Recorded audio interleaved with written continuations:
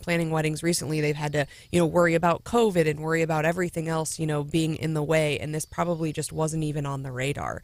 And now, I mean, we've had folks in the Zimmer family do, travel weddings. And I can't imagine, sitting in an airport, having planned my wedding for months and months and months and not being able to make it. It's tragic. And no matter what, I mean, if Southwest Airlines gets all of these fines, it's not going to give this woman her wedding back. No, it's not going to give parents the Disney and the kids the Disney trip of a lifetime back. And it's really unfortunate. It sounds like it's just a complete breakdown of technology.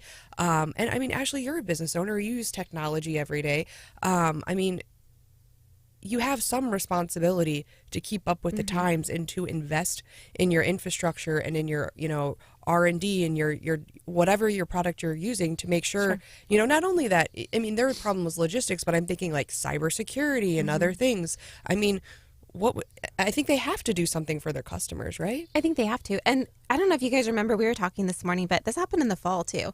I don't know if you guys remember, but there were lots of angry people this fall that were stranded and driving cars. Lots of people in Columbia driving from states away. Like, there were no flights. They couldn't help them. But Southwest recognizes that they have outgrown their software system and they have to make those updates. And there's going to be some pretty, I think, catastrophic penalties because of this. They knew that there was an issue and they didn't handle it before, and they're going to have to handle it now. And if it makes people feel better, they didn't know where their crew members were or pilots either. It wasn't just passengers, it was everybody. Well, that doesn't make me feel better because I was going to say, does that make anyone feel better? These people are in charge of putting your body in a hunk of metal and shooting you into the air. I mean, if they can't figure out where their own employees are, and we heard a story from Hannah earlier this week that her boyfriend actually figured out what his Christmas gift, fiance, was going to figure out what Christmas gift she was going to have or give him because he had tracked her location and saw where she was shopping, and it kind of gave away the secret. So, us regular folks here can, turn on our phones, figure out, where people are. I personally, the last trip I took, I air tagged all my luggage with an Apple AirTag because I had seen some I was traveling at a time where a lot of folks were having problems with their luggage, and I thought, well, I can take this matter into my own hands and just track my luggage. I mean,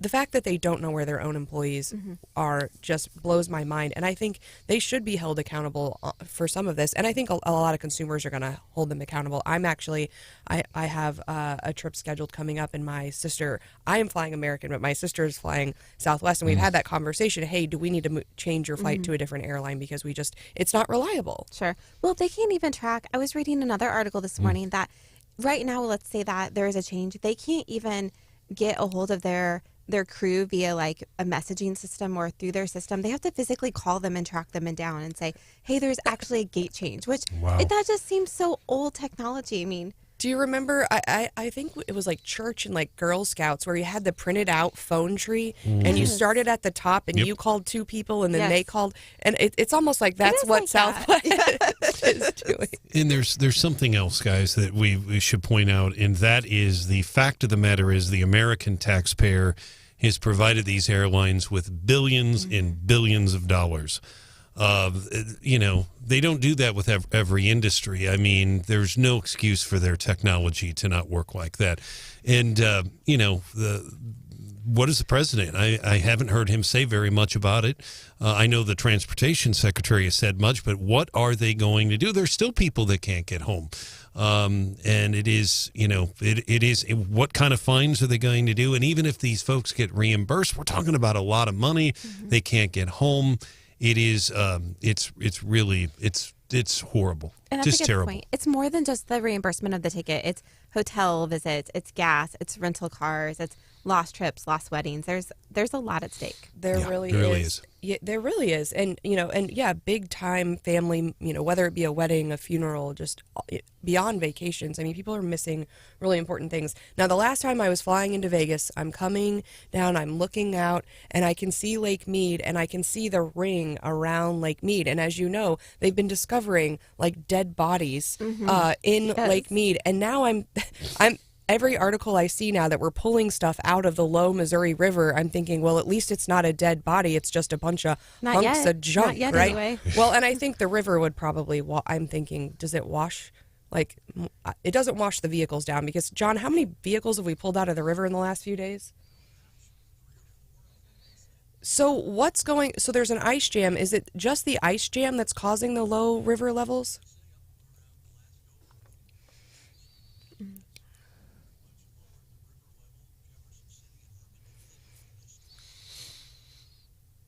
It's so low. Have you see it, Stephanie? Yeah. You drive over the bridge. I saw it last weekend. It's crazy. Yeah, how we've low never seen it, and John's exactly right. And until that breaks up, the levels are going to continue to fall. It is definitely a problem all the way to Herman. And you know, I've got a picture up 939theeagle.com, and you can actually look at, now this photo was taken 2 days ago, but it's still, even with 70-degree temperatures, this picture is going to be pretty accurate. You can see, I mean, you can't see the river. It's nothing but ice. And that appears to be the bridge that goes over Jefferson City here. It doesn't appear to be Herman, but yeah, that's something that we're going to keep an eye on. I know John is too. And we also have some updates this morning on the Chuck Basie v. CPS, Columbia Public Schools, ongoing. What would we call this? Filing issue? Yeah. A blank show? Yeah.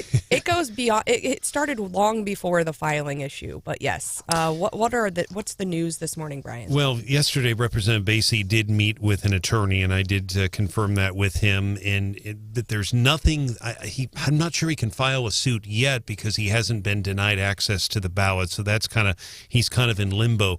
I think the big news headline is I spoke to Secretary of State Jay Ashcroft, and what he is saying, Ashley and Stephanie, is that whatever CPS's policy is, it cannot conflict with state law. So really two pieces of information that I think are significant of what he said. Number one, he says state law requires this. You've talked about this, Stephanie, about the Kirkpatrick building sometimes has to stay open on a Sunday. He says that state law requires people to be able to file up until 5 p.m. on the 27th. If something conflicts with that, it's invalid. So he is basically saying that they should have allowed him to file. The other thing I think is very significant is he says he has full confidence in Breonna Lennon, that she's an attorney. She is the local person who is in charge, and he has full confidence that the measures will be taken correctly. So, you can read between the lines. Ashcroft, I think, making it very clear that he believes that Mr. Basie should be on the ballot. Now, if it ends up in the court system, I don't know that Basie can file the lawsuit yet because they haven't denied him, and the school board isn't supposed to certify until January the 9th. So we may have to wait a little bit, but that's kind of where we're at right now. But the fact the Secretary of State is weighing in, it's a pretty big deal. Well, and I'd love to be a fly on the wall when that conversation happens between CPS and Breonna Lennon. I think she's a professional. I've known her for a long time. She's a lawyer. I think she follows the law. I think she runs very efficient elections here in Boone County. I wouldn't say necessarily all of those same nice things about Columbia Public Schools, knowing what I know, but it puts her in a tough position because she is a Democrat. A lot of folks involved in CPS lean to the left, and I think I think that conversation would be fascinating, and I think CPS is probably, I think if she is following the law, I think she's going to say, you guys got to accept this paperwork, and I think they're going to dig in, and so that conflict between local left-leaning folks, I think, would be really fascinating. And again, they can dig in, but we have the Secretary of State saying that whatever their policy is, it cannot conflict with state law. The Attorney General's been involved, so again, we will see what happens. But CPS hasn't been deterred in the past. I mean, the AG had to step in how many times to put them in their place? On the masks and stuff like that. But I think this is different, though, right? Because it has become a new state law where the 27th was the filing date. We live in Southern Boone, and I even got a text message on the 27th. Hey, guys, it's your last day to file, which meant superintendent's office was open. It was. It's Southern Boone, no question. Now, again, there are people that are saying, I've seen critics of Chuck Basie that said, well, the other candidates followed the rules or whatever. But it really boils down to this. You had to make an appointment by December the 22nd. That is really the gist of it, and that's a policy. I think Ashcroft is saying that policy cannot conflict with state law. So we'll see what happens. We'll hear from him again coming up at 6:31. And I think the first time I filed for Ashland Board of Aldermen, I think I filed on the last day, on the last afternoon, and they pushed that filing deadline up. So not only did you have to make a decision, earlier, but for a lot of people, I mean, running for office isn't, a choice you take lightly. It's a serious decision. So maybe you're talking to your employer, you're talking to your family. And so, if they're saying you had to make an appointment by Tuesday, it eliminates the ability for you to decide on the last day, which the statute, I would say, allows you to do. And that, essentially, that to me is what Ashcroft is saying. I mean, he's saying it cannot conflict, but he's also making it clear that in this case, it's going to be Breonna Lennon that's in charge of this. She's going to have to make the final decision, and we'll see what she does. That's basically what he's saying. All right. Well, we are going to have a wonderful Friday here on Wake Up Mid-Missouri. We've got some fun guests coming up. Michelle Snodderley, the new executive director of True North, will be joining us in the 7 o'clock hour.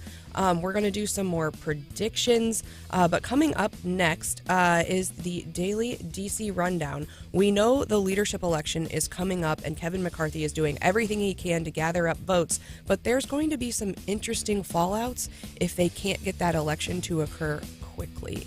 That coming up next on Wake Up Mid-Missouri.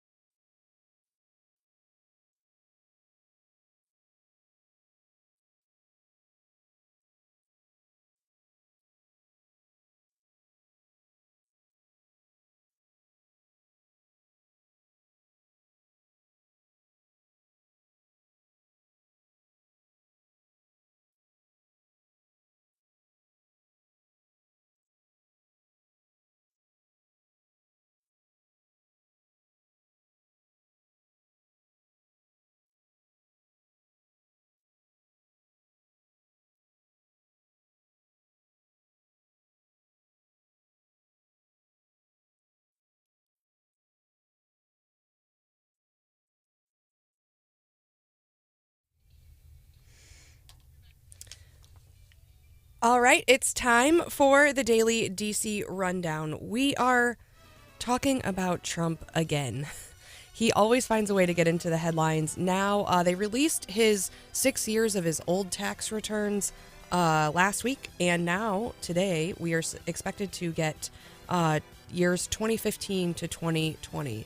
Does anyone care about this? Nope. Hannah, you care? No. I don't really care. I mean, the first 5 years, I don't think we really learned anything. He has a lot of real estate. He had a lot of business losses. But I don't know what we're going to learn right now. And he's not the current sitting president. So I know he's running for office. I think if there was some sort of smoking gun there, they've done so much digging around about him. I think we would have already found it. So I'm not going to be sitting around waiting to pour over his tax returns. Plus, when I'm looking at a tax return, I don't really even know what I'm looking at. So I'm going to have to wait till the experts tell me that, Trump's a bad person because he, made a lot of money. He probably donated a lot of money to charity sure too. He did. Yeah, but yes. You're right. He's a terrible businessman. He's a rich guy. What else? We're going to hear all of this, I'm sure. So there is a big speaker's race coming up. The speakership election is supposed to be on it will be on January 3rd. Kevin McCarthy is trying to capture as many votes as he can. And like in Missouri, it's done in rounds of voting. So if no one gets the majority, it kind of goes down to a second ballot. And so he is trying to get the majority on that first round ballot, but other folks are saying, hey, this could be really contentious, require multiple ballots, and the election process itself could last days. Well, now, I guess they've been sending out a memo and say, hey guys, guess what? If we can't get this done really quickly, there's going to be fallout. There are other effects here, and one of them is maybe the staff won't get paid. And I think the staff probably would have something to say about that. Hannah, if you had a job and your bosses were like, I'm not really taking care of my stuff and this process might take too long. And then you find out if they take too long, I'm not going to get paid. You think you'd be a little mad? I'd be a little salty. Well, not only will they maybe not get paid, but it also those folks who are getting kind of their student loan payments reimbursed, it could affect that as well. And so essentially what they've said is if the committees can't get that together, Congress can't even basically recognize a new Congress, and so they can't with the new rules, and they can't do their regular business operations. So I think that's going to add some additional pressure to get this election done. So I'm sure Kevin McCarthy is going to have a long weekend, I think. Also, updates from DC, the Hill, the Department of Treasury has delayed new restrictions for electric vehicle tax credits. Of course, that was Joe Manchin's priority and part of the Inflation Reduction Act. So Manchin is not having a feel-good Friday either. Coming up next at 6:36, Ashley, I want to hear some of your entrepreneurial journey. So we look toward the new year. A lot of people looking, maybe to do something new. I want to hear kind of how you got started, what resources there are for Mid-Missouri in Mid-Missouri for business owners. That coming up next.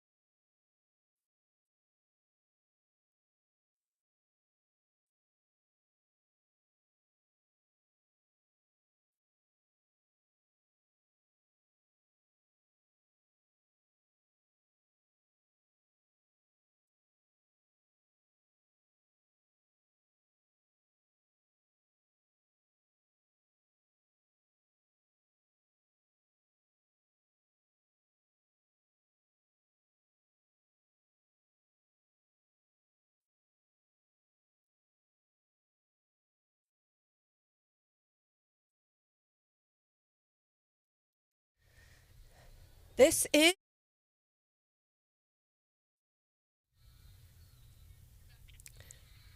is a Feel Good Friday on Wake Up Mid-Missouri. Stephanie Bell in for Branden Rathert, and I am joined by Ashley Immel, Dr. Ashley Immel this morning. And you know Dr. Ashley Immel because sometimes she sits in when I'm out of town. But this is my first opportunity and our first opportunity to host the show together.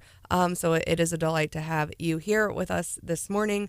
And she also does regular, you used to appear on the Mike Ferguson show, now appearing on Randy Tobler's show. So very familiar to those folks who are tuning into Zimmer Radio. But, I've read a lot about your background online, but I don't know that anyone's ever really gotten your full story. And I just thought, as we're closing out kind of a year as a woman in business, as someone who, is very involved in the Columbia community, I thought it'd be good for everyone to kind of hear your story about entrepreneurship here in Columbia. So how'd you get started? Good question. I mean, I don't know some days how we got started. It all happened really quickly. So I knew from a really young age what I wanted to do. So since the 6th grade, I knew I wanted to be a chiropractor. I kind of went through a long school journey and did my business degree. I got an MBA in there too, knowing I was going to open a business. And so I basically, when I was ready to start, and I stayed home with Finley for a couple of years, I told Aaron, I was like, okay, I'm ready to open my business. And so I literally rented an adjusting room from another chiropractor and a very small office for my first year. And we outgrew it very quickly. And I learned from people in the community, honestly. So I had those business tools as my background. I had a really good foundation of what I needed to do to get started. But I joined the chamber. I joined a BNI group. The Bank of Missouri offers some really great entrepreneur classes and networking. I went to all of those meetings and met people and learned from my peers. And then my husband was a great outlet. He was in banking at the time and had some really great resources. And he was like, these are the do's and the don'ts to start. And we really went it from there. I mean, you learn as you go in business. So yeah, I was going to say, you agree that it's a lot of trial and error. Yes. What about, but that first step, like I'm going to open my own business, and then saying that out loud to your husband, like what gave you the confidence as, a young person, as a woman, as someone in mid-Missouri to just say, you know what, I'm going to do it? And did that confidence persist, or were there days of just like utter fear?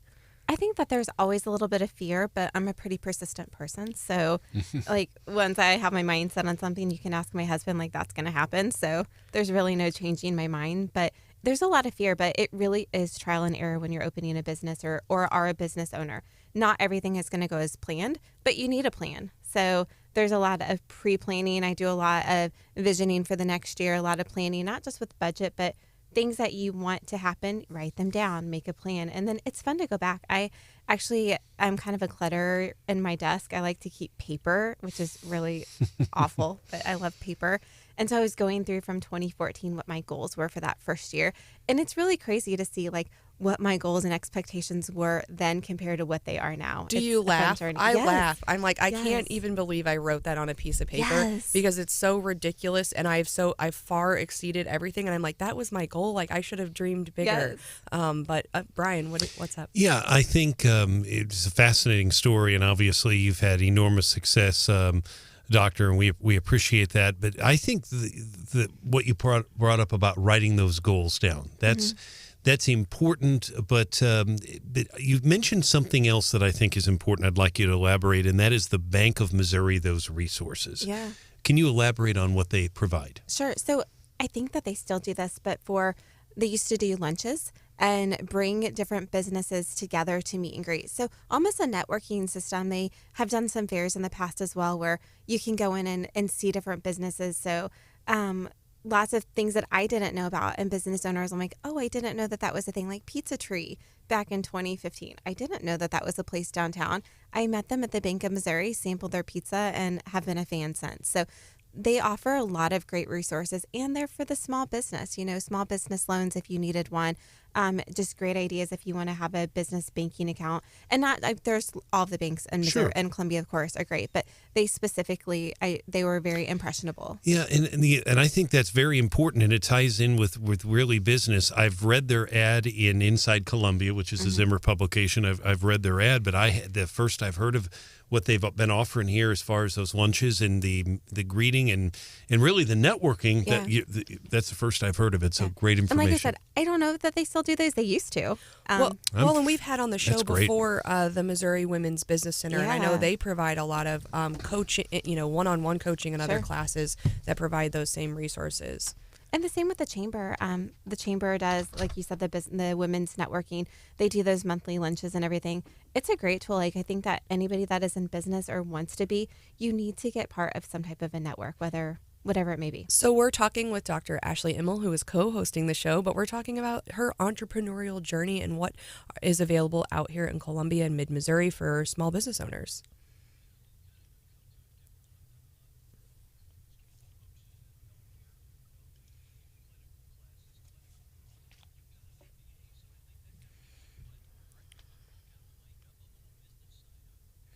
I would say yes. I mean, obviously that degree took place a long time ago, but I would say yes. I say that I would pull a lot of tools from that on what I need to do. And I use my husband a lot. Like, he's so much knowledge from him being in banking before and working with businesses on next steps. But yes, I would say that a lot of those resources I learned in school have been very helpful. Yeah, when I heard that you had an MBA, I was thinking, that's one thing I wish I would have done in college. It's never too late. Was even take one business class. I don't think I had a single business class in college, and it has been a lot of trial and error, but a lot of using the resources that are available for adult learning, both online and right here in mid-Missouri.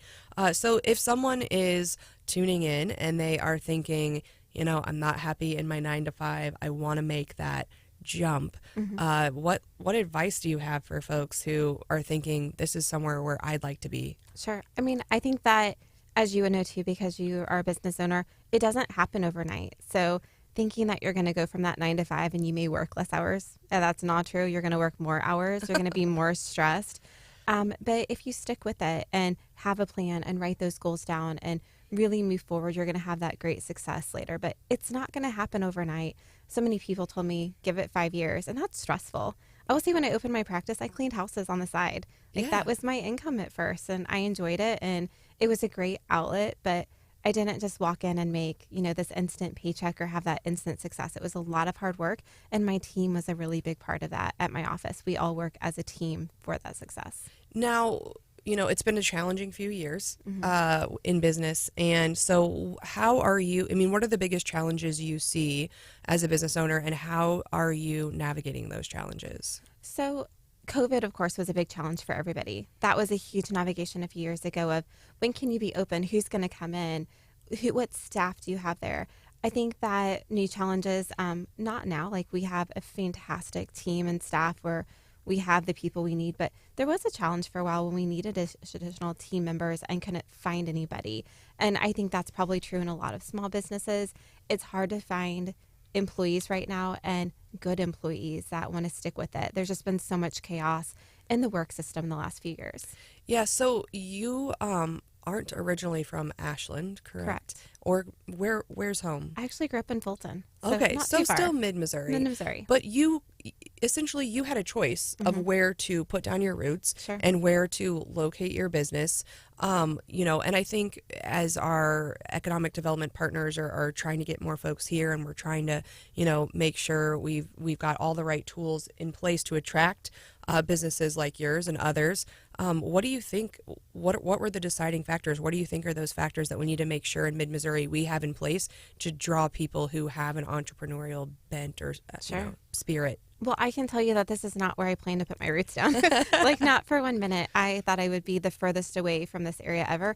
And not because I didn't like it, but just change. I honestly wanted to go to the Carolinas. We stayed here because of Aaron's job at the time. He was in banking, and this is where he was established. And I thought, this is great. So moving to Ashland, we love our community in Southern Boone. But, Columbia has a lot of wonderful people. There's a lot of opportunity here. There's a lot of organizations to be part of. We love being part of our community. So that has been a really drawing factor. And I think that is something, if you're going to be a small business owner, you have to be involved in your community and know who's here.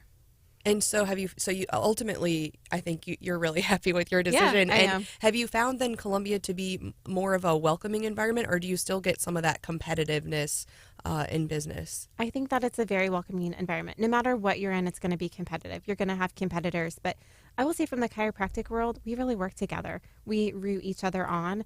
I may not be a fit for every patient, so I have people, I'm like, I actually think this person might be a better fit for you. You might get what you need more specifically. But every business is going to be competitive. But in my practice world, we're very friendly and we're really pro each other. Yeah, that's nice to hear. And I think, I found Mid-Missouri to be a really welcoming place for business. And I think, there are so many resources and so many people willing to, if you just pick up the phone and say, hey, I'm struggling with this, what'd you do here? Or how, what resources are available for me here? I remember I sat through like an all-day QuickBooks class the month I opened my business because, and that was available right here in Mid-Missouri because I was thinking, it's been a while since I've used QuickBooks. So really, really great stuff. And it's really good to hear your story. And we're going to continue to watch you grow your business in Mid-Missouri. So we've kind of been talking a lot of predictions this year, and I love, kind of closing out the year and trying to figure out, okay, what is going to happen next year.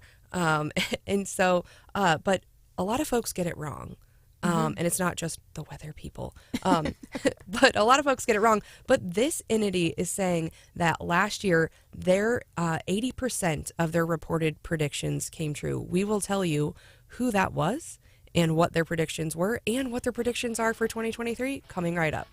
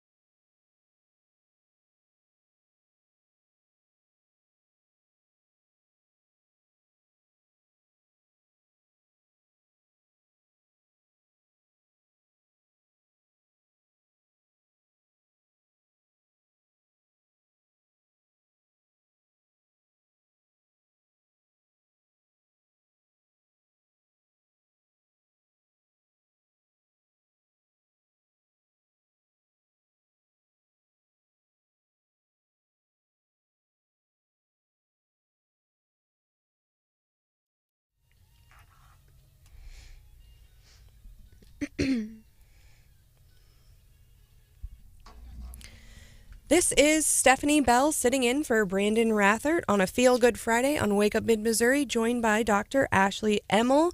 And, you know, we've got all these experts right now out there telling us a recession is coming. Here's what's going to happen in 2023. And I start to get nervous and I start believing everything they're saying until I read the headline in the Wall Street Journal that says, the Wall Street and Fed flopped in trying to predict 2022. Mm-hmm. And, of course, the Federal Reserve said that inflation would be transitory, which we all know it was certainly not. And Wall Street Analysis said, well, the market's going to be so-so this year. We know it's been a terrible year for the market, and bonds are headed for their worst year on record. So when they're predicting doom and gloom for next year, I'm like, well, they got it really wrong in 2022. So maybe we shouldn't believe the experts. But when I saw this other article and they said, and I get this email and they say, well, of all of our predictions, we got 80% of our predictions correct. And I thought, well, that's like a B. That's pretty well. I don't know in today's world, you know, or in Southern Boone, you get a 1 through 4 for your grades. So. All right, is that a 3 then? Maybe it's like a 3. Okay, but I'm like, that's pretty good. But I was surprised by who got their predictions so right. And anyway, it was Pinterest. And for those of you not familiar with Pinterest, basically, I think you could say it's a woman-dominated platform. Of course it is. And you can pin things. A lot of people, like Hannah, are you using Pinterest for your wedding? Oh, absolutely. I've been using Pinterest for my wedding since I was in middle school. Oh, that's... I'm not quite that obsessed. But yes, you can do like interior design, crafts. I use it for a lot of my stuff for my kids. So you can collect all sorts of different ideas. Recipes even. So it's like a virtual bulletin board type thing, or mood board or vision board. And you can collect all of these ideas. But what Pinterest is saying is, you know, and they're not, I guess they are using your data, but what they're saying is they've looked at all the stuff that we're pinning, you know, in the fall, basically. And so they know, hey, we know what's going to be hot next year because we see you guys, you know, an influx of you all pinning this stuff already. And so we can predict the future. And apparently the last 2 years, they've been pretty good. Hannah, they've got some wedding predictions going on. They do. Are you going to be on trend? No. Apparently, according to this, I'm going to be outdated. But like rust color wedding things is going to be hot, apparently. And I'm actually already seeing this. Really? It's a color, some people call it terracotta. Yeah. But it's kind of that like burnt orange color. I actually see it paired with dark green a lot, which I don't really understand orange and green together, but yeah, to each their own. I thought the color that I'm using for my wedding, which is like a steel blue, that's kind of been the trendy color lately. I like that. And apparently I'm going to be off trend now. You are, apparently. But you said you don't really understand the rust, and I tell you all the time, I don't understand Gen Z. So, Ashley, what was your wedding color? Mine was a soft pink and creams. However, my best friend's wedding back in, 2010, 2008, 9, I don't know. It was the rust orange. So it's coming back. Every color comes back, right? It really does. And mine was around Christmas. So, and is it any surprise that mine was red? Although it wasn't really red for Republican back then, but today it probably would be. I'm in lots of Facebook groups for brides and like wedding resale Facebook groups. And there's definitely lots of orange and like rust colored decor out there right now. Awesome. Well, Pinterest is also saying that for the home, that backyards are out and that the party's on your front porch this year. Oh, wow. And so I think you're going to see a lot of like people taking extra steps to decorate their front porch. And maybe that's just because everyone, we can have visitors again now that we don't have COVID. And so people are going to take an extra measure parties. Yeah, to spruce up their front porch. I really like this other trend. They said fringe with benefits, and that a lot of oh boy. Uh-oh. Yeah, well, boots, hats, jackets, I am seeing a lot of fringe all over the interwebs, and I love fringe being, it kind of has like a Western feel sometimes. Did you see the one about parenting? Are we getting there? No. What's the one about parenting? So it says we should expect more gender-neutral parenting and child-led identity in the new year. I think there's a lot of people around here who probably would disagree with that. Oh, yeah. But I would agree that there's a lot of people out there who probably will be moving in that direction, and that's why we're seeing a lot of the stuff we're seeing nationally. Sure. Did you see this one? They said people are planning pool Pawties, Pawties, and they said your pup needs a pool party, invitations and all. You know how I feel about dogs. What do you think about? You hate dogs. Well, I know. I don't like dogs either, so I'm glad that we have that in common. They scare me. They scare me. Like, I have been nipped too many times by dogs, so they're just not my favorite. So, but parties for your pets. What do you think about that? Yes, we actually threw a party for our cats last year. We had a birthday party. Okay, back up. You had a birthday party for your cats. Gosh. We sure did.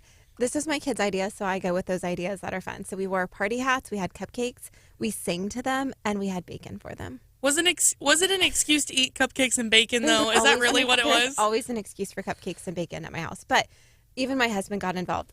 I actually just showed Stephanie a picture with his little party hat on, and he sang. It was great.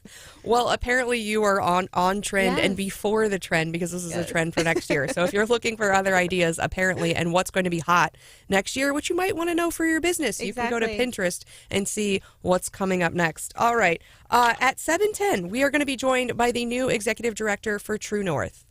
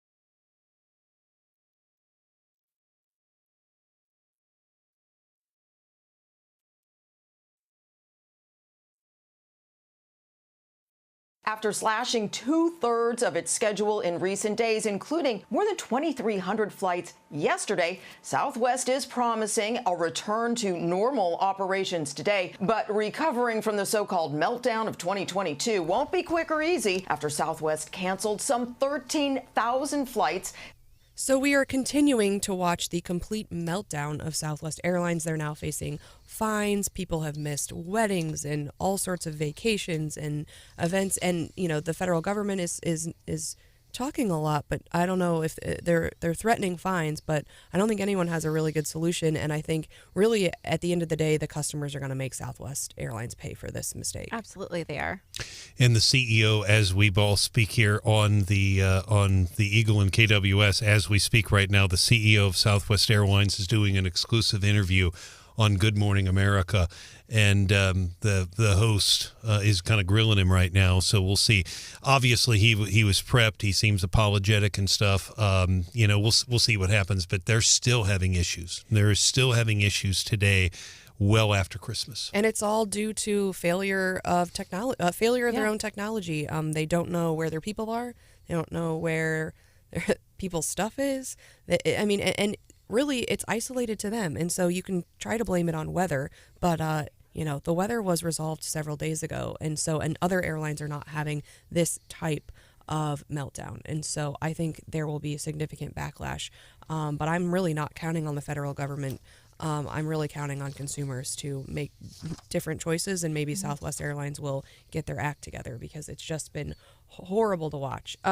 Also, the other thing we're watching here locally is the showdown between Columbia Public Schools and Chuck Basie. And we got some comments in late yesterday from the Secretary of State, who's basically saying, hey, the statutory deadline is the statutory deadline. And I think the Secretary of State is saying it's now in the hands of Boone County Clerk Brianna Lennon. Yeah, that's basically it in a nutshell. I spoke to the Secretary yesterday late afternoon and conducted an interview with him. We also talked about some other issues that I'll have some audio with him on next week involving the session. But basically, there's two main highlights of my interview with Secretary Ashcroft, Stephanie. One is that he says that any policy CPS has cannot conflict with state law. He notes there is a state law. Governor Parsons signed it. It allows candidates to file up until 5 p.m. on December the 27th. He said if there's any sort of conflict with that state law, whatever's going on locally would be invalid. That's according, of course, Jay Ashcroft's an attorney as well. He said that. But I think the big thing he said is that he is confident, has full confidence in Brianna Lennon. He's a Republican. She's a Democrat. They disagree on a number of things, but he said he has full confidence in her as the election authority. He says if someone filed and should be on the ballot, he is confident that she will make the right decision. And he didn't elaborate, I almost took it that he has spoken to her, and I know they talk regularly anyway, but that is, at this point, it sounds to me like he is saying it's Brianna's issue. Brianna's the one to handle this. Now, whatever is decided, if they keep him off the ballot, Representative Basie is going to file a lawsuit. He met with an attorney yesterday. Thanks for the update. Yes. Hopefully she gets it taken care of. The statute said the 27th. You can't cut it off at the 22nd for an in-person.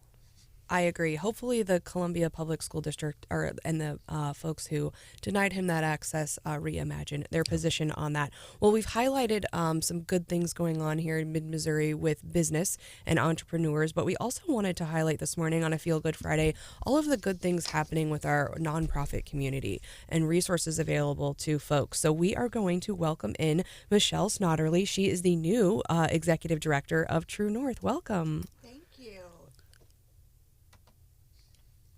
Welcome. Thank you. Good morning. Right. Good morning. And so this is a new position for you. Can you tell us a little bit about what drew you to apply for the position and what you like so far about the job? Yes, I'm a survivor of domestic violence. So when I started my education years ago, my goal was to work in a domestic violence shelter and be able to work with families in our community so we could grow a healthier community together. And so what specifically about True North drew you to them? And can you tell us, for folks maybe who are unfamiliar with True North, tell us just the basics of what True North does. So I worked for the prosecutor's office when I first moved here a few years ago. I worked with the Dove team there, and that's when I became familiar with True North. Really loved what they were about, what they did.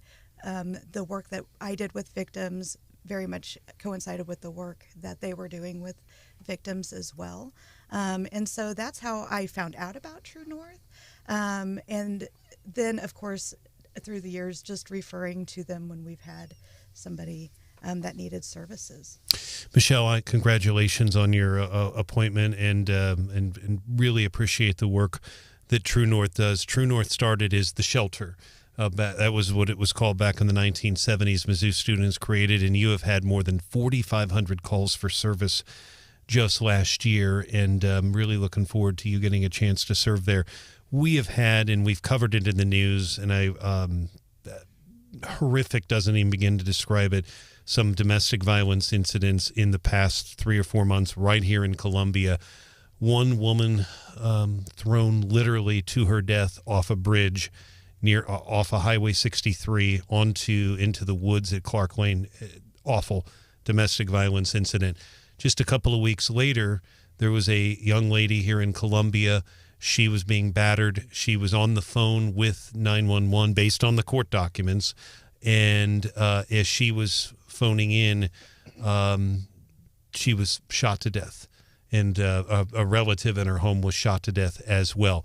Those two cases are working their ways through the court. And I won't ask you about your thoughts on the case, but just in general, have we seen an increase? Because those two were as awful as anything I've covered in my career.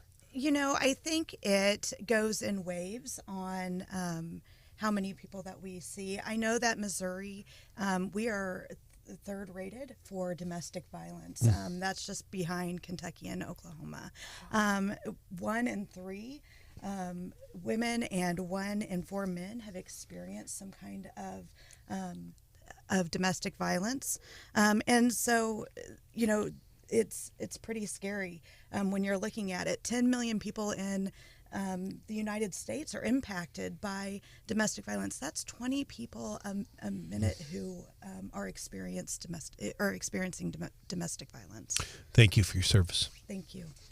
So I'm excited. I'm on the True North board. I'm the current president, and I'm super excited that we've brought Michelle in. Tell everybody about some goals True North has for the 2023 year, what expecting, and maybe how they can contribute now to help the organization. So I think our main goal is looking for that new advocacy center. We were blessed with a donation from Veterans United, and so looking for that advocacy center to expand. We aren't able to serve everybody in our community because we don't have the space to bring them in, so that's going to be really important. If you want to donate, if you want to volunteer, you definitely can get onto our website, www.truenorthofcolumbia.org, and get some information there. We also have the Little Black Dress coming up in May. So if you're interested in sponsorships for that, then reach out. And if they wanted to donate now, going to that website, but do you want to talk a little bit about the tax credit that is offered recently? Yes. So there's a 70% tax credit that's offered. So definitely get in donations before the end of the year. That's coming up. We just have a few hours left. Yeah. And with donations, have you seen a decrease or, with inflation? Are you struggling with that? Or are people saying, I'm trying to afford my own bills? I don't think we've really seen much of a decrease. We've been fortunate with that.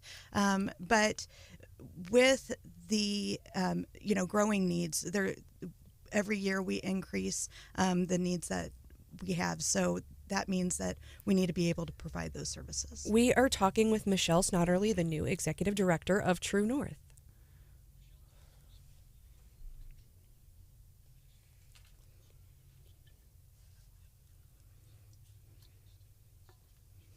It's definitely difficult to leave. It was even more so when we were in the middle of COVID. Luckily, we have been able to come out of that and be able to serve in the community. But it is very controlling, not only just with physical abuse, but, financial abuse, making threats, intimidation, and making them feel like they aren't able to get out of that situation. So if people, you've talked about, Little Black Dress event, which is very popular, that's coming up in May, and how to help. And then you mentioned the donation from Veterans United. Speaking more globally about the nonprofit culture and community here in mid-Missouri, what are those partnerships like? And, are there other folks out here that you work with? Yes, we have wonderful partnerships. We work with United Way. We work with several different entities within the community, and so we're able to get help from them for our clients when needed. Wonderful. Ashley? Yeah. So, what are some other goals that True North might have for 2023? I think that the organization is so impactful. I think it's really positive for our community, and our outreach is amazing. The organization just continues to grow and have that positive impact. But what are some other services, maybe like with shelter, and what are some goals that True North really has for 2023 and how the community could step in and help with those? So we're working on a strangulation protocol right now. We have met with several different agencies within the community. So CPD, EMS, Joint Communications. And that strangulation protocol is to protect our victims, to get them the help they need to ensure that if they are a victim of strangulation, then they're able to get services that they need for that. So that's one thing that we're really striving for and working very diligently on. 68% of those who experience intimate partner violence will also experience a near fatal strangulation, and that increases the likelihood of a death later on of 750% of they're more likely to become a victim of homicide with that. That's one of the things that we're working on. We have several services that we offer. So counseling, case management, our shelter, transitional living. Those are all programs that we offer. Well, we so appreciate all of the work that you are doing here in mid-Missouri, and excited for you with this new position at True North and with Ashley at the helm, and the events coming up. So again, if people are interested, they can go to truenorth.ofcolumbia.org. truenorthofcolumbia.org. All right. Well, coming up, we are going to do What's Hot with Hannah. Hannah, what is shaking today? Well, since you guys love dogs so much, I think we're going to do a dog-related story. Oh, gosh. Can't wait. All right. That's coming up on Wake Up Mid-Missouri.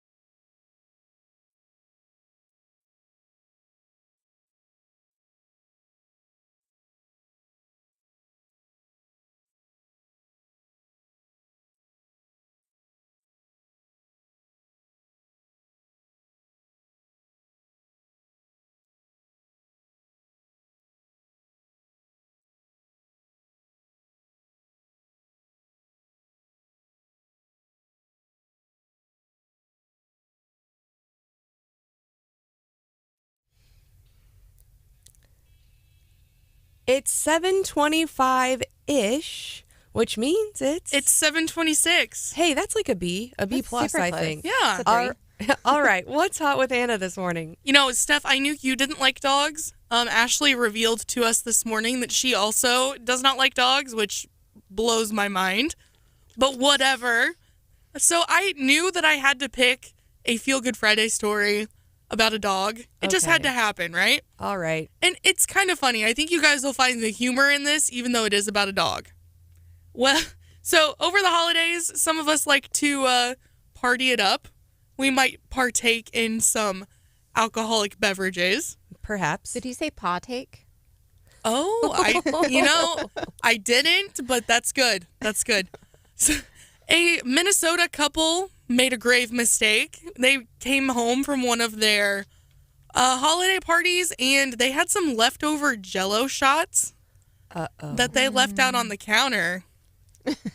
And they woke up in the middle of the night to their dog causing all sorts of a ruckus downstairs. So the husband comes running down the steps and realized that there were like the little Jell-O shot cups all over the kitchen. Oh, no. And their dog named Red had eaten about 15 of the vodka Jell-O shots. And Is alcohol dangerous for dogs? yes, it is. Oh, no. So Red, the dog, tried to run up the stairs and apparently was running into both sides of the walls of the hallway, and it was just a hot mess. Red got really lucky because he had ingested like over 3 times the lethal amount of alcohol for a dog his size. I thought you were going to say legal limit. I was like, there's a legal limit for dogs? Of course there is. Luckily, his parents rushed him to the emergency vet, and they got him taken care of. But he's one lucky pup. But 15 Jell-O shots, I think I'd be struggling to go up the stairs, too. I'm just saying. Well, and how do you explain that to the vet? You walk in and you're like, My dog's drunk. so... What happened was. Well, and what kind of cracks me up, so this article that I'm reading, it goes into this, like the science and medical advice of why you shouldn't give animals alcohol, which is just kind of common sense.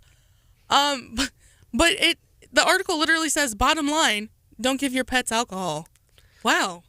Thanks for that life advice. Yes. You don't Good say. advice. We previously talked about like not eating or licking things that you don't know what they were. And we were like, that's solid life advice. Don't lick toads that you...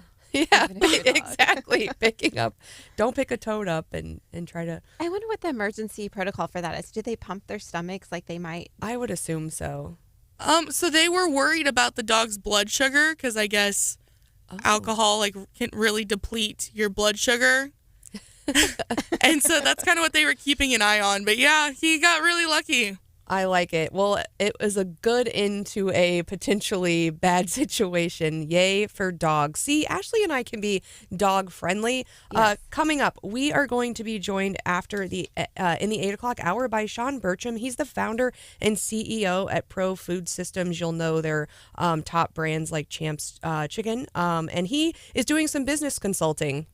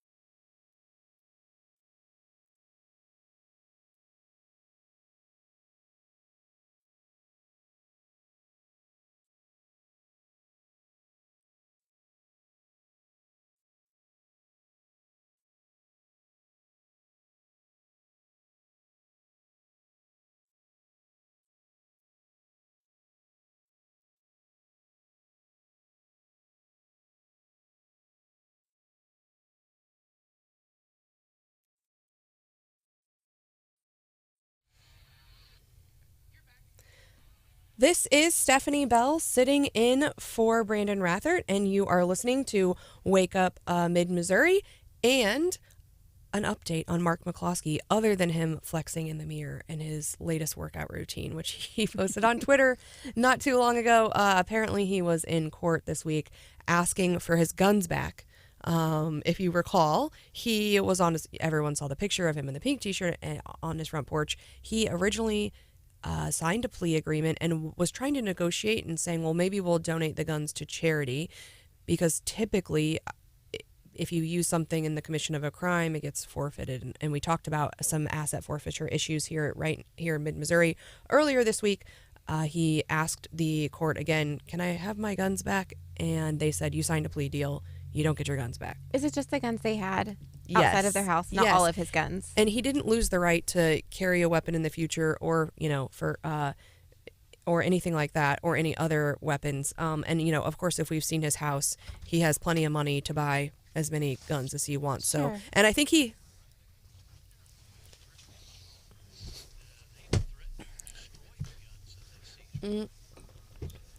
I think you're right. And I think actually he took a photo in a gun store buying like an exact replacement. But I think as a principled person and as a, self-proclaimed fighter, I think Mark McCloskey really wanted that win and wanted his guns back. But the court is saying, no. John, tell us about what else is going on at the state level. There's a big lawsuit. And we talked earlier, a really devastating story earlier this week about drugs in prisons, but this also involves the prison system. What's going on with the lawsuit?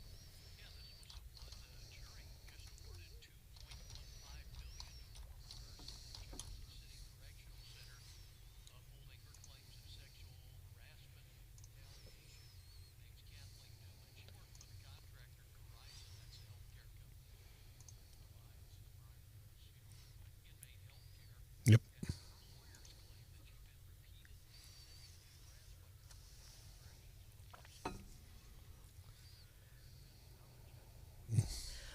And I read some of the details of what was being said to her, and I don't even think we can say it on air, but it was really... We can't.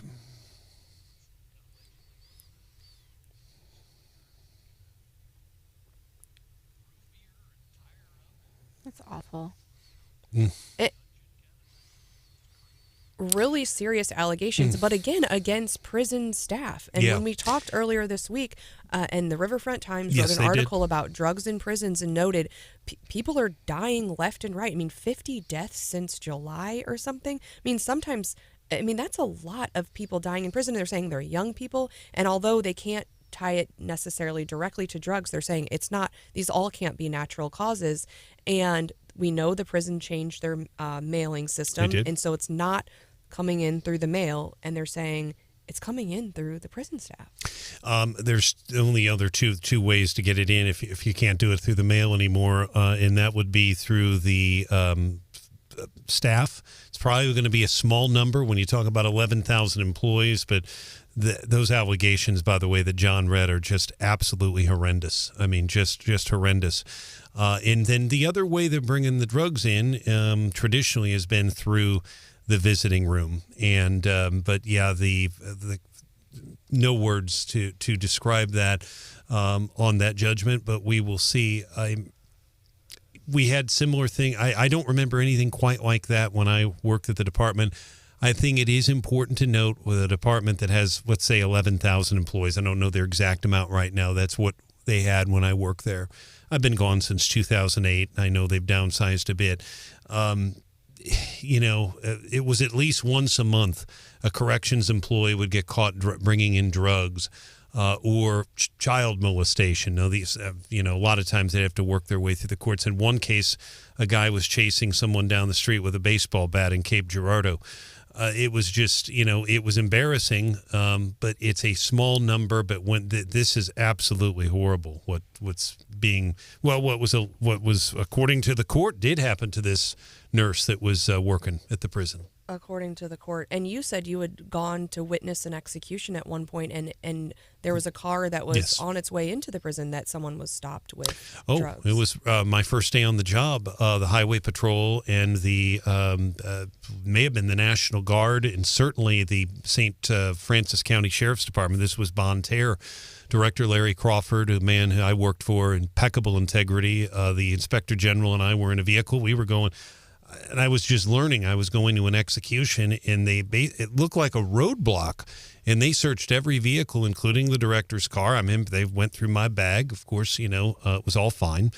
Nothing in front of us, but it was two vehicles behind us that there was a huge amount of drugs in a corrections officer's vehicle that worked there at the prison. He was arrested on the spot, by the way, with two television stations right behind them that got video. Again, it's unfortunate.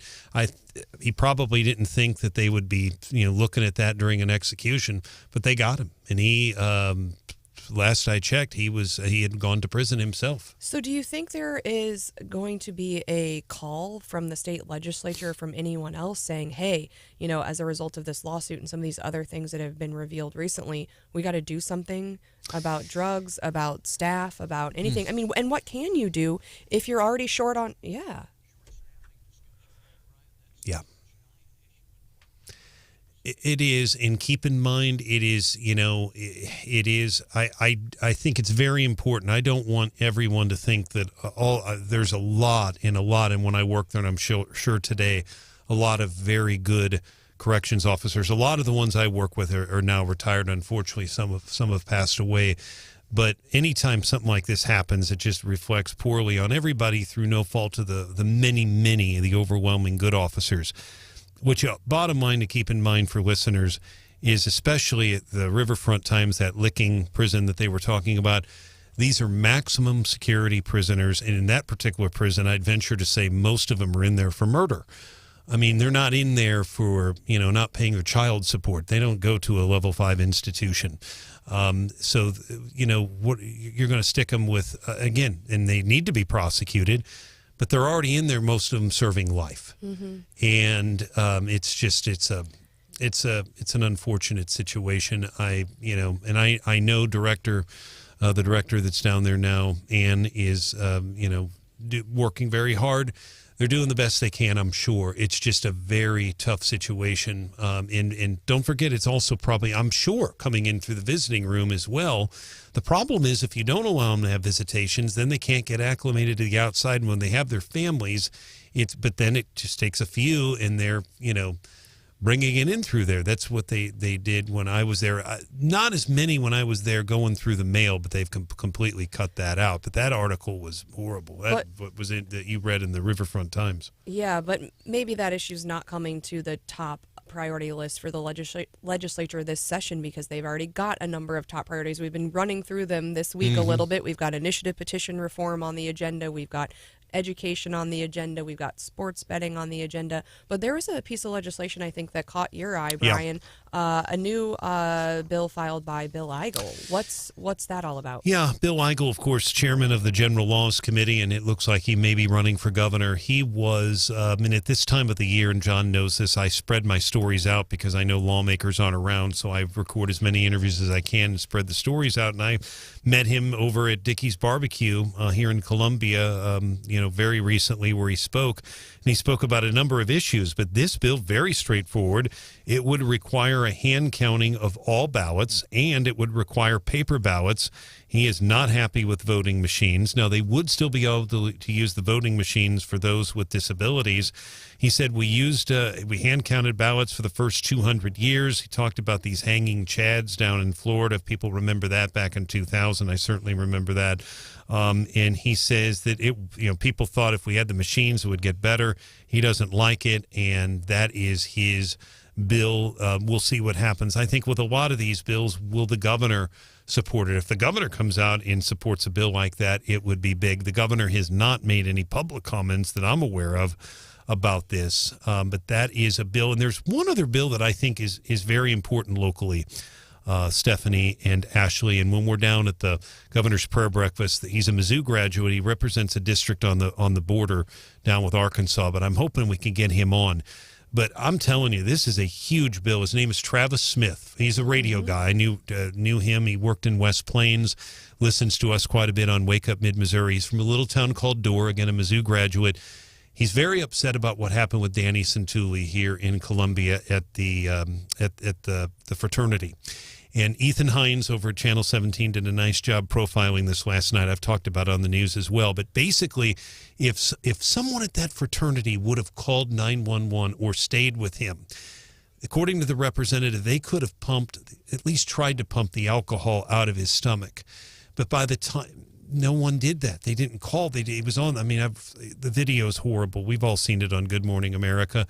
And if someone calls or stays with the person and remains at the scene until assistance comes, they would be basically, they would prevent them from being found guilty. In other words, it's basically encourages people stay with the person and call 911. Very Good simple. Samaritan law. That's really what it is. And had they done that, Santulli, according to him, we'll never know, but they could have tried to pump it out. He has brain damage now. It's awful. And I know this is a hardline Republican representative who feels very strongly about it. I think this one's going to get a lot of attention after what happened with him. This to me, it's House Bill 240. I think it's a big one. And they do something similar like that in Springfield right now, where if there's overdose victims, if you stay with them, even if you're also doing drugs there, even if you have stuff around you, it doesn't matter.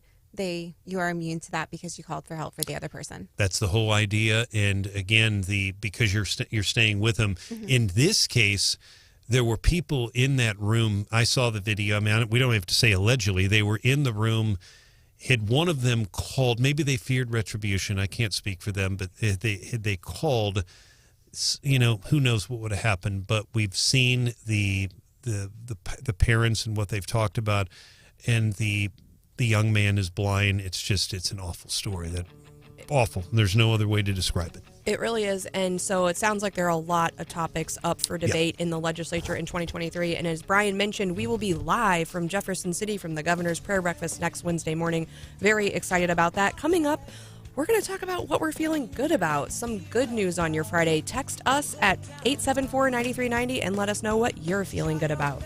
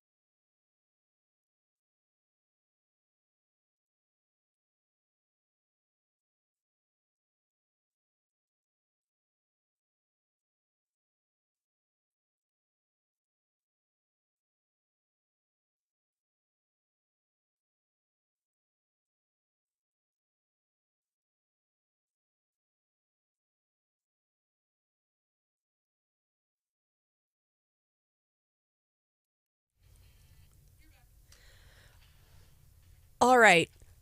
Welcome into Wake Up Mid-Missouri. One of my favorite parts about Wake Up Mid-Missouri is all of our fun listeners who like to fact check me, and apparently I've been fact checked. Uh-oh. It is the holidays, and I feel like with these short weeks and everything else, I never know what day it is anyway. But the governor's prayer breakfast is not on Wednesday morning. So for all of you who had a heart attack because it was on your calendar for Thursday, it is Thursday. So we will be live from Jefferson City that morning with the show, talking to legislators who are attending the prayer breakfast. Branden, of course, will be emceeing the event. So John, Brian, and I will be running legislators down, saying hi, seeing what the priorities were. And if you recall, we had some pretty tense interviews last year at the start of session. And so I want to get out like my some sort of meter, right? Like a tense meter, and see, are we feeling less tense? Because typically people are pretty joyful when they show up for session. Everyone's feeling good. We have, we're optimistic, but you could just, cut through the air with a knife that morning. And I thought this is not a good start. And it actually turned out to be not a great session. But I don't think that you were wrong. I think you were just seeing who was listening this morning. That's right. We're fact-checking you guys. We want to make sure you're paying attention. Yes. So what's everyone? It is a feel-good Friday. And, some of the news this week's been really heavy. And so what are you all feeling good about this morning? John, you got anything?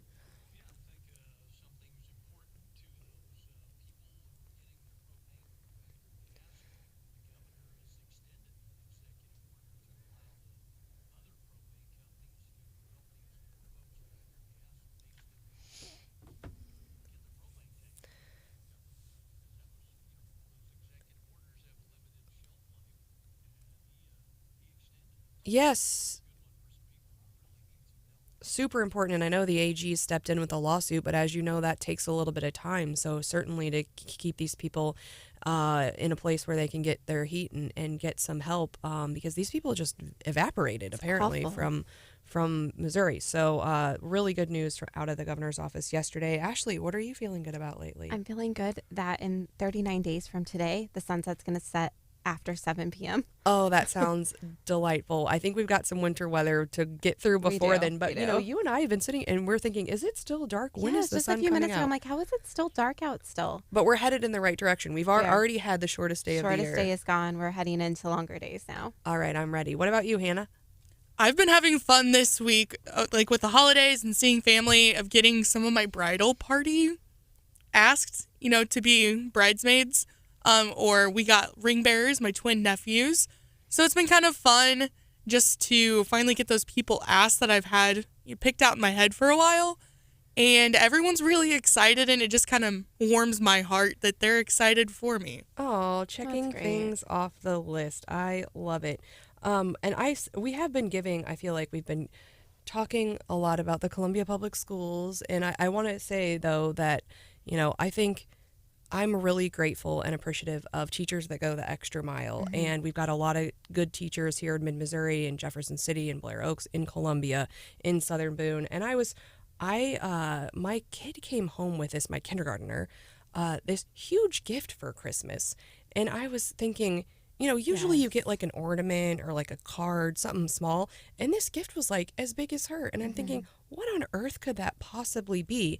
And then I'm thinking, how did the teacher manage that with a whole classroom full of kids and these huge gifts? And it was wrapped. And I'm like, what could that be? And we opened it on Christmas morning, and it was I think a 1x4, a board painted like a snowman, and it had a hat on it, and it had this note on it, and it said, "Lean this snowman against the wall to remind you when I was this small. My fingerprints made the mouth and eyes. The snowman is just my size." Aww. So take him out I'm going to get all emotional. Aww. Take him out each year and see I'm not as little as I used to be. And so the board was cut exactly her height. So we had the same teacher last year, and she is phenomenal. And we got our snowman out this year too. And I looked at it and read it, and it is... Yeah, she goes out extra mile. It was the best gift ever. It really was. And so, the board is exactly her size. Yes. It has the little fingerprints on it. And it was so sweet. And you look around and there's a lot of stuff going on, and you can criticize, everyone can find something to criticize. But I think it's especially important when people go the extra mile. Mm-hmm. And that really, Christmas morning was one of the favorite things that I opened. Oh, I love it. And I'm just so grateful for all of the teachers here in Mid-Missouri who I know care so much about the students. And are doing, everything they can, not only for the students but for the moms too, Yes. whose last baby went to kindergarten this year. So we are really excited. Next up, we are going to have Shawn Burcham joining us, founder and CEO at Pro Food Systems. He has been doing some business consulting, and he's going to help us kick off our business year on the right foot.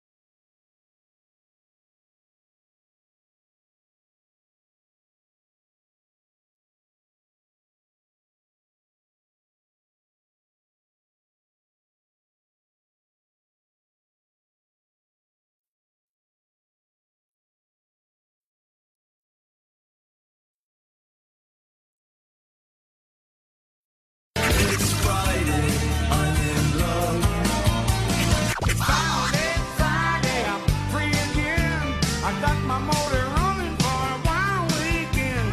It's finally Friday, I'm out of control.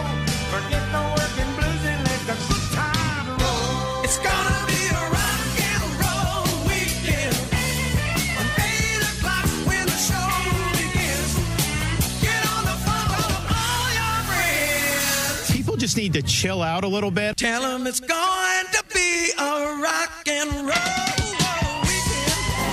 I don't want to bang, I just want to bang on the drum all day. I'm gonna bang now. I am feeling good this morning about talking to so many successful entrepreneurs. It's easy to kind of feel lonely on that journey, but it's also great to be in mid-Missouri because we heard Ashley's story earlier today. There's so many different resources and other people and a great network that you can rely on here in mid-Missouri if you're a person in business.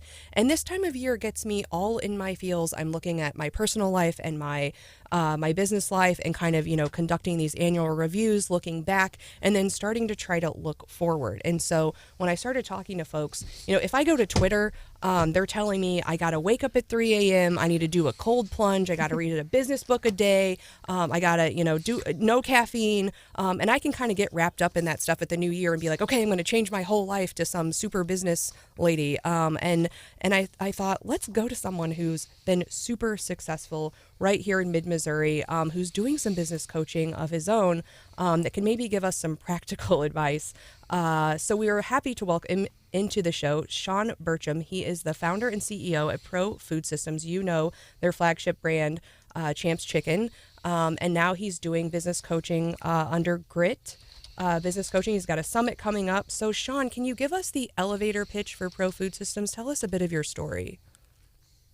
Yeah, first of all, thanks for having me, and congrats on all your success, too. No 3 a.m. cold plunges for me. That doesn't work. I'm up a lot at 3 a.m., but not to take cold plunges. But quick elevator on PFS Brands. We're going to be a 25-year-old company this year, so really proud of that. Not a lot of companies make it to 25 years. So my wife and I started the company out of our garage in Willard, Missouri, moved up to Central Missouri to Holt Summit in 1999, and continued to grow our business, build more buildings, and now we're really proud to be 100% employee-owned as of 2017. My wife and I transferred all the shares into what's called an employee stock ownership plan, so all of our employee owners now own the company. So you mentioned Champ's Chicken. That's our flagship brand. That's what we started with and have run with that brand. That's still the bulk of our business, but we do pizza concepts in the way of Hangar 54 Pizza and Blue Taco Mexican brand as well.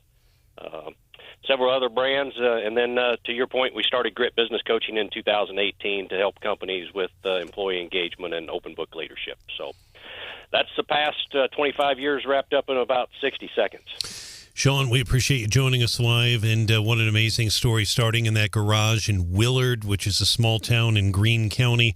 Now you're coast to coast in a 100,000 square foot headquarters there in Holt Summit. And people may not know this, but when it's Champ's Chicken, but when you think of Champ, C-H-A-M-P, it's customers first, honesty is the H, the A is act like an owner, the M is make and serve only the best, and P is positive attitude always, which has always been your guiding principles. How many employees do you have now at that facility in Holt Summit, and how long has that actually been there at the location it's in now? We built our first building here in Holt Summit in 2000. Let's see, I think it was 2000, might have been 2001. I might get those years wrong. I think it was 01. But now we have roughly 125 employee owners that work out of this facility, and we have somewhere in the neighborhood of 60 plus across the country that work out of their homes and support our retailers and wholesalers all across the country.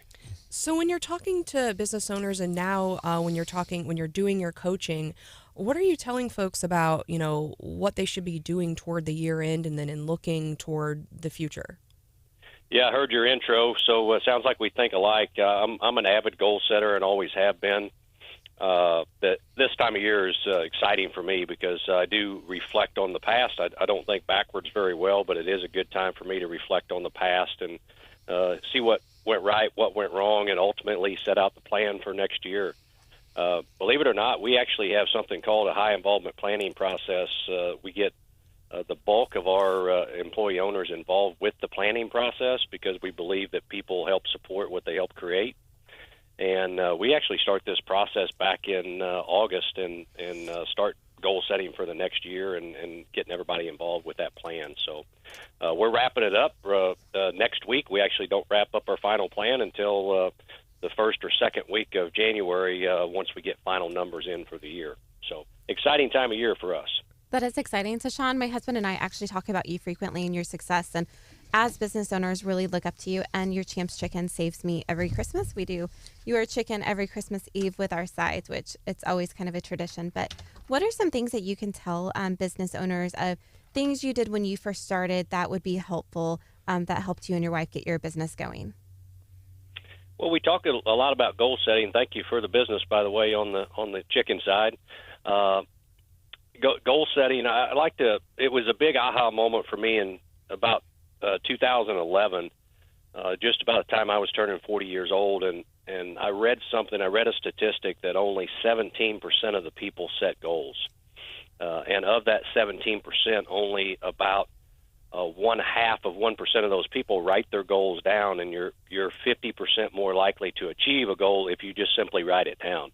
That was a huge aha moment for me, being an avid goal setter since the time I was about knee high. I was just kind of in my own space and didn't realize people set goals. So I just think that the strategic plan and setting goals, and you mentioned our core values. Those core values and setting goals are just extremely important in getting where you're at. Obviously, we teach a lot more, but those are some core fundamentals that go into being successful, in my opinion. So say I'm sitting around this week and I'm writing my goals down. I think a lot of people, okay, I'm, really excited for the new year. I'm going to write it down, and it gets buried at the bottom of a pile, on my desk. What's your advice for how often you should be checking in on those goals throughout the year? Minimum once a week, and in my opinion, you should be looking at those goals, put them someplace visible. I always like to say, if you want to, we'll go back to that 3 a.m. cold plunge. If you truly want to do something like that, get one accountability partner. Don't get a team. Get one accountability partner that depends on you to be there. So the same thing as you're setting goals, show those goals to somebody and have an accountability partner that is helping you achieve those goals. We are talking to Shawn Burcham. He is the founder and CEO at Pro Food Systems. He's also doing business consulting with Grit Business Coaching. Shawn, that is a big thing for you, isn't it? I think that's an active word, not only in how you run the business as the Chicken King of Callaway County, but the whole angle of business coaching is holding people accountable, isn't it? It really is, and it really goes back to the hiring process. We're so diligent in the people that we hire. We've been extremely fortunate to build a company with a great culture. Our HR team, which we call our people success team, gave me our stat for 2022. We actually only hired 4% of the people that applied at the company. I think that says a lot about our culture and the fact that people want to work here, and just our employee owners that put in the hard work every day to make things happen. So it really goes all the way back to the hiring process and having a good set of core values that you want to hire by, and you look for people that fit that value, those values. And in our case, you have to be highly competitive. You have to love change. You have to love a fast pace, and you have to want to be held to a higher standard. And you want to thrive in that environment. It doesn't make you a bad person if you don't, but you're just not going to fit very well into our culture if you don't have some of those attributes. So, Shawn, what if somebody wants to follow your coaching and learn some of those things from you? Are you taking people more in just your trade of business, or do you help people in other business trades as well? Yeah, we do some coaching within our own trade, but surprisingly, we do most of our coaching outside of our trade. So, in my opinion, business is business. I always like to say, if you've seen one business, you've seen one business. Everyone is different, but at the same time, the core principles are the same in how you operate things, whether it's a service business or a business with goods. Our our coaching methods work across all types of different businesses. And I noticed you've got a summit, a big event coming up. If people want to learn more, they can go to grit with 2 T's, businesscoaching.com.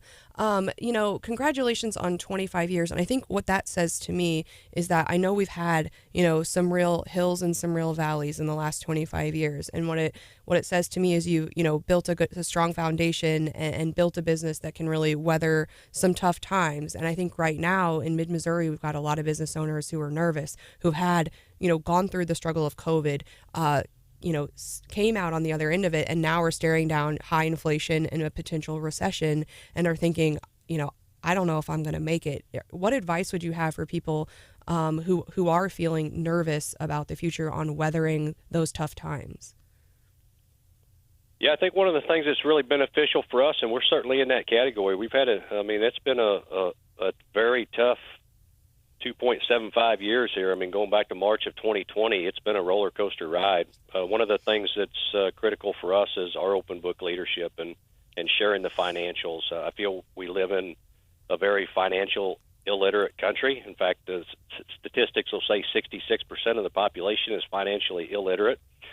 We teach people about business literacy that helps them in their home life as well. But to answer your question, that open book leadership for us and everybody knowing, even though the company has had some challenges, everybody knowing that and being committed to the success of the company and rowing in the same direction is extremely beneficial.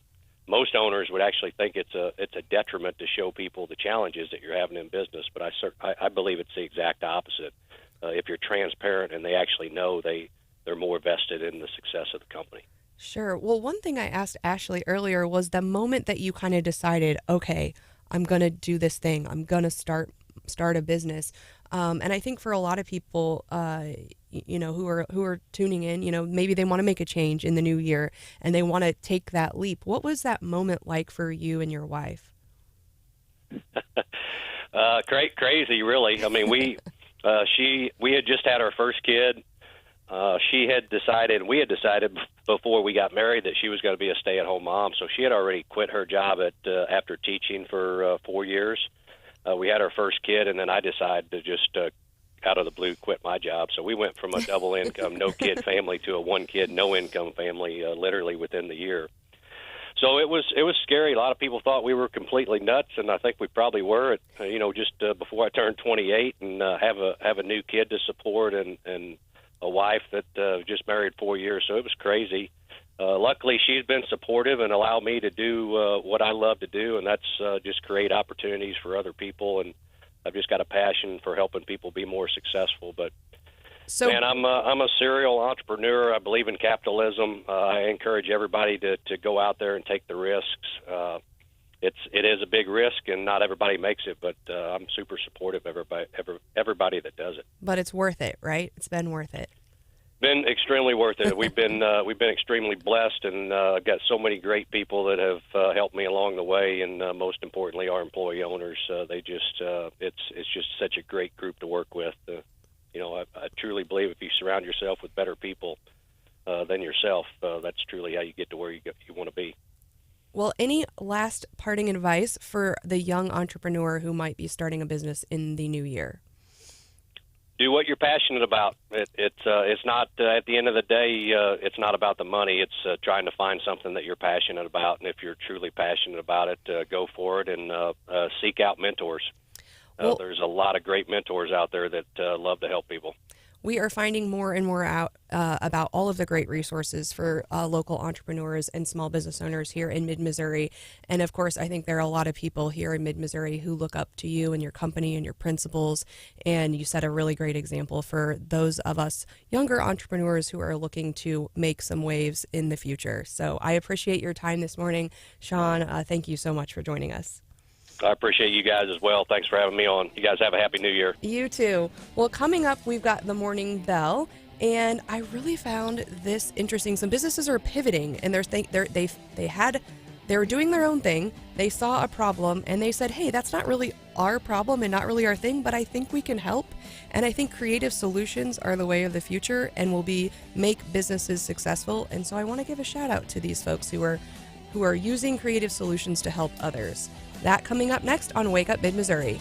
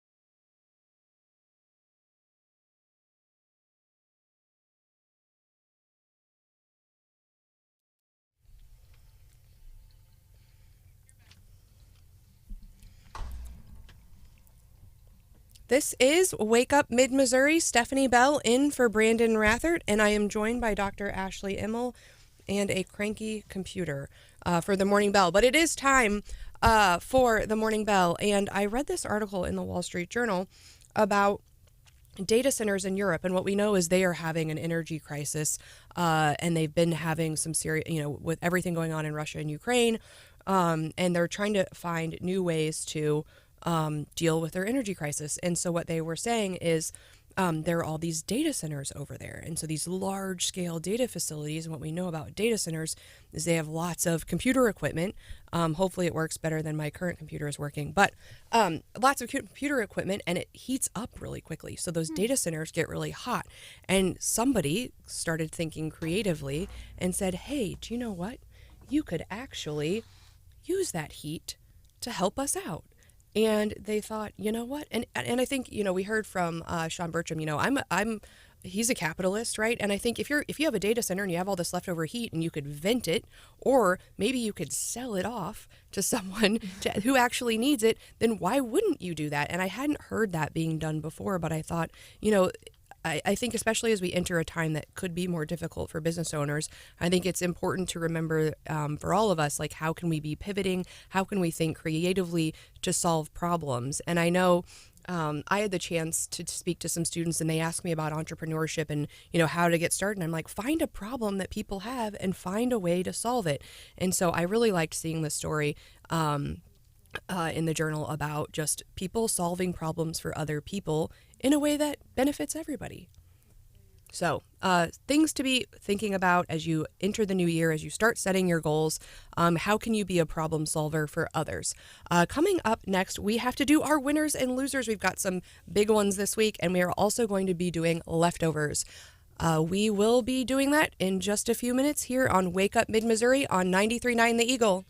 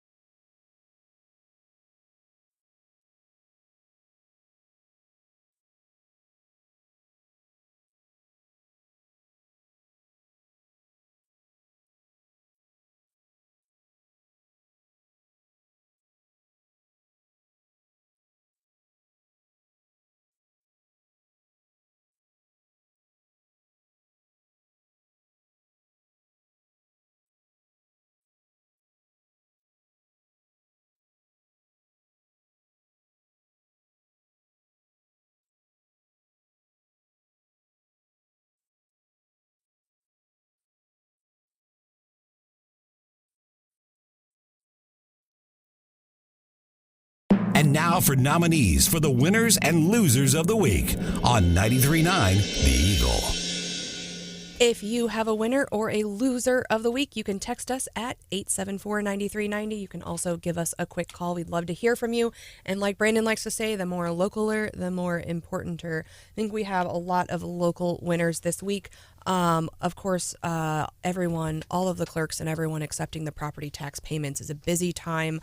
And while other certain government entities have been closed this week, as we have heard a lot about, those offices are open. And I know a lot of people are paying here in the last week. So shout out to all of those folks who are working really hard to get those payments processed and accepted.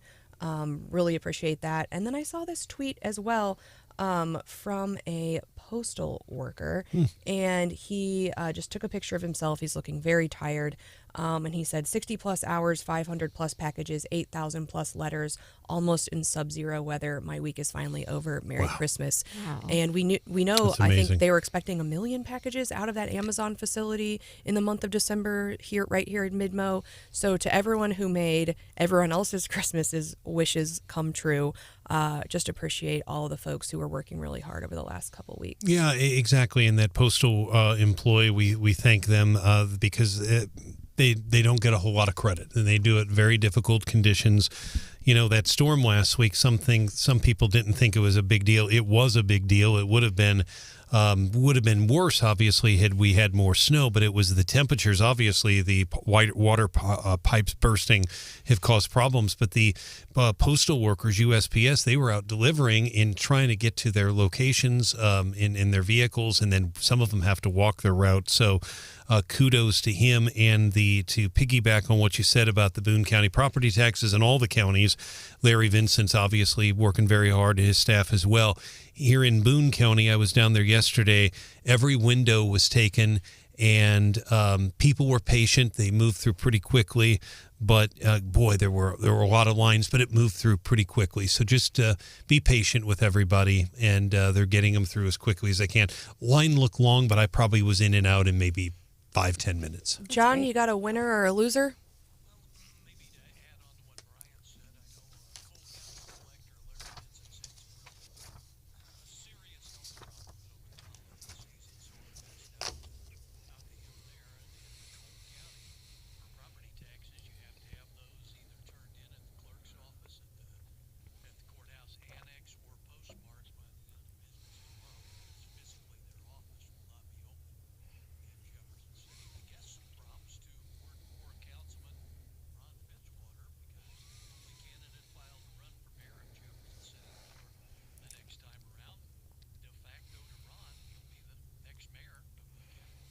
That's a big deal, and I want to just jump on what John said. I was not aware that Larry Vincent's having some health issues, so my thoughts and prayers are with him and Trish. Just a man who is dedicated. I mean, he's been a longtime council member and now the collector, and he ran for state representative at one point. And involved, people don't know it, but he's involved in a lot of charities. He and his wife Trish, church events and stuff like that. Good man, and my thoughts are with him and his family. Ashley? I do have some. So I want to go on with what you said with the postal people. That is a great winner because they did work hard last week, and all of them. We have a phenomenal mail delivery person for my office, and I adore him, and he does great work for us. So thank you for all that. We're out in the cold. And my winner this week is I love businesses that come to small communities like our own, and that's what helps small communities thrive and taxpayer money to keep going. So we're actually getting Scooters that opens tomorrow, and they're my winner because I love coffee so much, and I love that they're opening their doors tomorrow. So they are locally owned, support small businesses. I know that it is a franchise, but they're locally owned. Nice. It's huge. Everyone's feeling upbeat today. A lot of winners. Hannah? I have a winner. Okay. So we haven't talked about this in a while, but Brandon has a little bit of beef with Senator Josh Hawley. This is hilarious. Because Senator Hawley will not come on our show. When he was running for office, he frequented the show, and then once he got elected, kind of poof, disappeared. He likes to spend a lot of time on Fox News and other national outlets, but every week he tweets out and says, here's how many Missouri news people I talked to today, and he does like a little summary every week. Yeah. And he did that this week. And Can you fact check him on that? well, so for a while, Branden was responding to the Twitter thread saying, hey, you should come on Wake Up in Missouri. And he quit doing that. But listener Joe has our back. So Joe responded to Senator Hawley's tweet. Senator Hawley tweeted about how he just completed his 334th one-on-one interview of the year with Missouri reporters. And Joe responded and said, you should do an interview on Wake Up Mid-Missouri. Many of us that voted for you listen to Branden and Stephanie.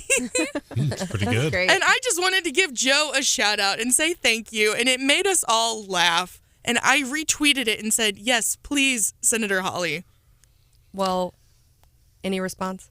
No, I No got crickets response so yet? far. Keep trying. I do think he will come on. When he's running for president, sure, yeah. I do think, but I understand that and he does spend a lot of time. He will do one-on-ones for stories, and that's what he's referring to. But I certainly understand where Branden and Hannah are coming from. By the way, when I was working at Missouri Net, I would do some of those interviews with him, and they would usually get 3-4 minutes if we were lucky. But when he would thank us, and he would by name, you would not believe the vile coming from the far left. If we were doing an interview, we were apparently evil to put him on the airwaves. After all, he is a U.S. senator. But yeah, it wasn't just me, anybody that he spoke to that did interview. Of course, they attack him too. But hopefully now that he is going to be ramping up and I'm sure running for re-election, hopefully we can get him on again. I think another big winner of the week is the Mizzou basketball program. There was a huge win for the Mizzou men against Kentucky. People are very excited. I think, isn't the next game already sold out? They're expecting really record attendance, I think. They're going to have a huge turnout for Vanderbilt, and it's on CBS. That's next Saturday, not tomorrow. But that's huge. CBS has not decided what crew's coming in. I've been checking in with them. I think it'll be a big crew, but that's huge to be on national television. They do. I believe that's a road game, though, John, if I'm not mistaken. But the next home game is Vanderbilt, and that's going to be very, very busy. And also the Mizzou women are off to a good start. Phenomenal. They had a big win last night, beat Kentucky. Haley Frank, who's from Stratford, 20 points. Very impressive, and they're, one game at a time. Yeah, it's really cool. I feel like it's the energy of the 90s of those basketball players when Mizzou was very big, and I love that everybody's coming back out and supporting. Absolutely. Am really excited. Okay, so since you guys won't nominate any losers, I think we can all agree they might win more than loser of the week. They might ultimately win loser of the year, and that's Southwest Airlines. Oh, it was on my list. I just didn't say it. Okay. That's pretty, Yes. and they're Huge going to they're getting hammered by lawmakers in both parties. It's pretty when you're getting attacked in 2022 by Democrats and Republicans. It's pretty rare. I mean, because they don't agree. Yeah, and they don't agree on anything. I mean, they can't even agree on the journal most of the time. But yeah, lawmakers on both sides are not happy with Southwest Airlines. Wait, so shouldn't they really be winner of the week if they've united both sides of the political divide? That is something that not many people in this country have been able to do. That is true. We will see. I'm sure there's a lot more to come on that. But also another loser, I think, I think it's got to be my great grandchildren who are going to be paying for the $1.65 trillion spending bill that Biden signed into law from the Bahamas, I guess, yesterday. So You're kidding. Was it St. Croix, I believe? Yeah. He's down in St. Croix. We're all, trying to afford gas and our bills up here. And not kidding around. A lot of folks are struggling, and the government just keeps doling out money. And, we've run through some of the things that are in the bill and just the unnecessary items and, and I'm not saying that money to Ukraine is unnecessary, but again, all of the money that's pouring into Ukraine when we have serious problems here at home. I think it's going to affect generations to come. And it was sad to see yesterday that thing get signed into law. I'd encourage everyone, and you bring up some very good points to, especially those of you who live in Columbia, but the other municipalities as well, Not a shot at the utilities by any means, because I know it's been cold, but I just got here in Columbia my bill for the month of November, December, and it was as high as anything I've seen. Again, this is not a shot at Mr. McCollum. It's just a situation that things are going up. My property tax I had to pay here in Boone County went up significantly because of a car. That's all that I had. So it is hard, and as you have to pay money for heating bills, and as you pay for your property tax, there's very little discretionary income that is left over, and that will hurt the economy. I have one other person I want to nominate as a winner, and that is a young lady by the name of Brenna Newman at MU Healthcare. That finally it helped me so much get over, I'm almost over it, that sinus infection that I've been battling literally since the beginning of the month. It has been awful. Thank you for people for their patience. But yes, Brenna, thank you for your good work. I've got another winner of the week. I know Stephanie's over there anxious to share her losers of the week. And Cecilia texted us at 874-9390 and shared my sentiment. But Cecilia says, Stephanie, I just want to say thank you for your leadership in the morning show this week. I think you've done an excellent job, and I've enjoyed listening to you. That's awesome. So thank you, Stephanie. Big winner of the week. You put in a lot of hours this week for us on top of being a busy mom and a busy lawyer. I appreciate that, and it's been so fun. So thanks to Zimmer and to Brandon and to Hannah for encouraging me and mentoring me and allowing me this opportunity, and of course Brian, the whole team, Brian and John too. It's been really fun. You guys have stepped up, and I've asked for help with putting the show together, and it's really been, this week's been a team effort from everyone in the Zimmer Radio Network. It's been a fun week. It has been really and fun. she'll be on this afternoon too, guys. Oh yeah, Absolutely. I'll be back at 4:00. Well, one other shout out I want to do before we get into our leftovers. Some MoDOT employees were honored, and there was a write-up in the News Tribune. 3 MoDOT employees were just working their regular job, and we talked about teachers going above and beyond, but they heard the cries of a little boy who was being attacked by a dog. And Ed Randolph, Wyatt Thompson, and Hunter Wisbaum were working for MoDOT and went to this little boy's rescue. So shout out to all of those folks, postal workers, people taking property tax payments, MoDOT workers who are, not only fulfilling their regular job duties, but who are going above and beyond. So. And those 3 are in Southwest Missouri, but they were, I believe they brought them up here to mid-Missouri to be honored at the headquarters. Their story is amazing. The News Tribune did a nice job. I was not aware of any of this because it was out of our listening area, but the child would have died. The child would have been killed. And the governor, by the way, is still working on a State of the State address. As you both know, January the 18th, we'll get to see the governor, obviously, next week at the prayer breakfast. But he always has people like that in the boxes, in the upper galleries. I'm not saying those 3 will be there. They very well may. But the governor always has uplifting stories to tell, and that would be really powerful if those 3 were able to join him for that, because their story is amazing, because they were all bitten. Those 3 men were bitten by that dog, and the child would have died. I mean, if you read the article, it was a brutal, brutal attack. Yeah. Wow. Public service at its finest. Yes. We have a lot to be proud of here in Missouri. Coming up next, we are going to get to some leftovers. There are a couple things we haven't gotten to yet this morning, so we'll give you a rundown of those next up on Wake Up Mid-Missouri.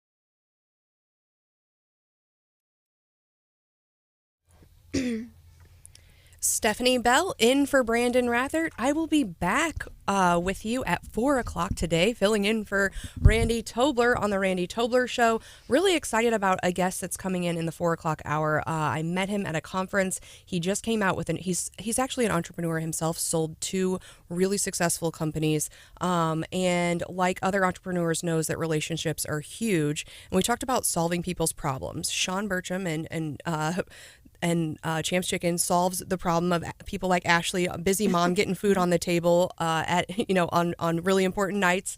And he is saying, he wrote this book, it's called The 2-Hour Cocktail Party, How to Build Big Relationships with Small Gatherings. He's going to join us this afternoon. And I think for a lot of adults, that's a problem. It's easy to make friends on the playground when you're a kid, but, as you get older and you get families and you get busy and you just, I think a lot of folks are looking at the new year and they know how important having that strong support system is, and it's harder to make friends as an adult. And he's had some really big success, encouraged other people to host these parties, and kind of have hacked a way to build those relationships as an adult. So I'm pumped to talk to him this afternoon. That's exciting. It is, and so we do have some leftovers. John, what do you got for leftovers?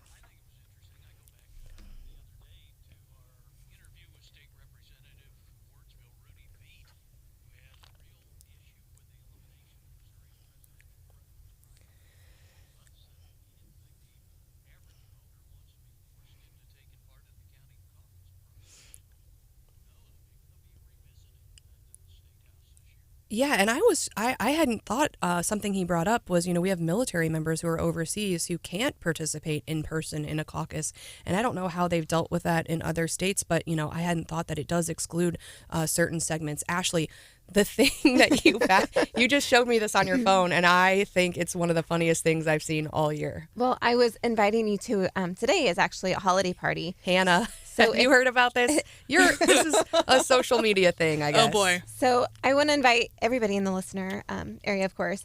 Today's the Walmart self-checkout employee holiday party. So you're all invited. Yay! And so apparently this is going viral on the internet. There's actually Facebook events, and you're supposed to circulate it to everyone in your area. But if you have ever used the self-checkout, we're all having an employee holiday party. That is awesome.